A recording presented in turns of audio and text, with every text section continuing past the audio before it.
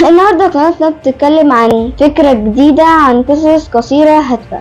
ان شاء الله كل يعني الصغير والكبير، مش لازم صغير بس، الصغير والكبير ان شاء الله هيستفاد منها. قصتنا النهارده عن الطمع. دلوقتي هنبدأ القصة، يلا بينا. كان في 3 فئران كانوا يعني صحاب شوية لبعض، كانوا ماشيين في زي ممر. بس يا جماعة كان في مطر ويعني هواء شديد جدا. هما كان اصلا يعني كانوا بيطيروا كده، كان الهواء خلاص بيطيرهم.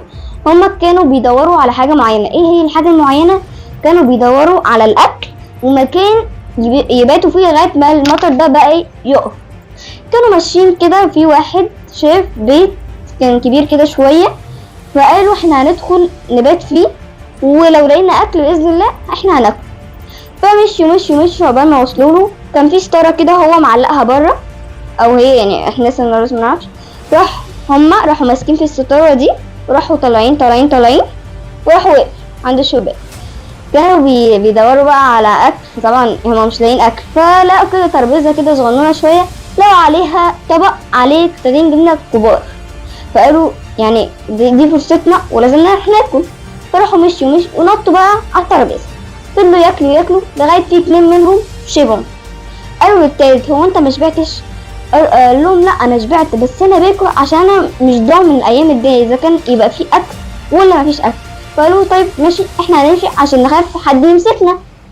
هما مشوا، هو كان بطنه مليانه فكانش عارف يمشي. فبعد كده راح جاي ينزل من على الترابيزه، وقع. كان طبعا موجوع جدا. وبعد كده مشي حاول يطلع على الستاره اللي هما جيهم منها، كان بيقع تاني ان تقله كان جامد عليها. بعد كده هو خلاص عدى تاني يوم، هو كان قاعد بقى كده مستني لغايه ما بطنه خلاص تفضى. بعد كده كان طالع خلاص، عرف يطلع، كان خلاص هيطلع من الشباك عشان يمشي. بعد كده شم ريحه ذره.